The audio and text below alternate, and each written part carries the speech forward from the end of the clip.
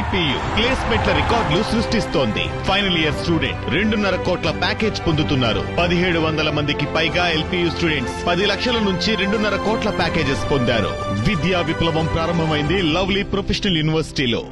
వైఎస్ఆర్ జిల్లా గండి క్షేత్రం శ్రీ వీరాంజనేయ స్వామి వారిని దర్శించుకున్నారు ఎంపీ వైఎస్ అవినాష్ రెడ్డి. ఆలయానికి చేరుకున్న ఆయనకు పూర్ణ కుంభంతో ఆలయ అర్చకులు స్వాగతం పలికారు. ప్రత్యేక పూజల అనంతరం వేద ఆశీర్వాదం అందజేశారు. తర్వాత గండి క్షేత్రంలో జరుగుతోన్న నూతన ఆలయ పునర్నిర్మాణ పనులను కలియదిరిగి పరిశీలించారు ఎంపీ వైఎస్ అవినాష్ రెడ్డి.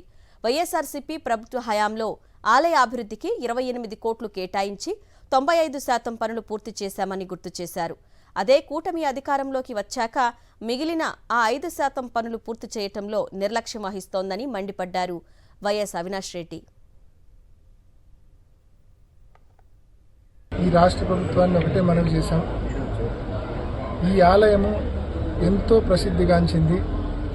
ఒక ప్రత్యేకత ఉంది ఈ ఆలయానికి. ఆ ప్రత్యేకత ఏంటంటే రావణ సంహార యుద్ధం తర్వాత శ్రీరామచంద్రుడే స్వయంగా తన బాణంతో గీసిన ఆంజనేయ స్వామి ప్రతిమ ఇక్కడ ఉంది. మరి ఇంత ప్రసిద్ధిగాంచిన టెంపుల్, ఇంతమంది భక్తులు ఉన్న టెంపుల్, ఈ టెంపుల్ పైన ఎందుకు ఈ రాష్ట్ర ప్రభుత్వము నిర్లక్ష్యం వహిస్తూ ఉందో మాకు అర్థం కాని పరిస్థితి. ఈ సంవత్సర కాలంలో అనేక సందర్భాల్లో ప్రభుత్వం దృష్టికి తీసుకొని పోయినాం. దాదాపు జగన్మోహన్ రెడ్డి గారు ముఖ్యమంత్రిగా ఉన్నప్పుడు ఈ ఆలయం అభివృద్ధి కోసం 28 కోట్ల రూపాయల నిధులు కేటాయించారు. ఆ 28 కోట్ల రూపాయల నిధుల్లో జగన్మోహన్ రెడ్డి గారి హయాంలోనే 90%, 95% వరకు పనులు పూర్తయినాయి. కేవలం ఫ్లోరింగ్ పని పెండింగ్ ఉంది, కొంచెం కాంపౌండ్ వాల్ పని పెండింగ్ ఉంది, దీపస్తంభం కూడా రెడీగా ఉంది, ఎరెక్ట్ చేయడం ఒకటి పెండింగ్ ఉంది.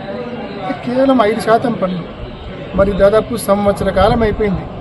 ఈ సంవత్సర కాలంలో ఈ కూటమి ప్రభుత్వము ఇంత చిన్న పనులు, కేవలం ఒక వారం 10 రోజుల వ్యవధిలో పూర్తయ్యే ఇంత చిన్న పనులు కూడా చేయకుండా ఎక్కడ వేసిన గొంగలి అక్కడే అన్నట్లుగా ఇంత తీవ్ర నిర్లక్ష్యం వహించడం ఎంతవరకు సమంజసమని చెప్పి ఆంజనేయ స్వామి భక్తులందరం కూడా ఈ ప్రభుత్వాన్ని ప్రశ్నిస్తా ఉన్నాం.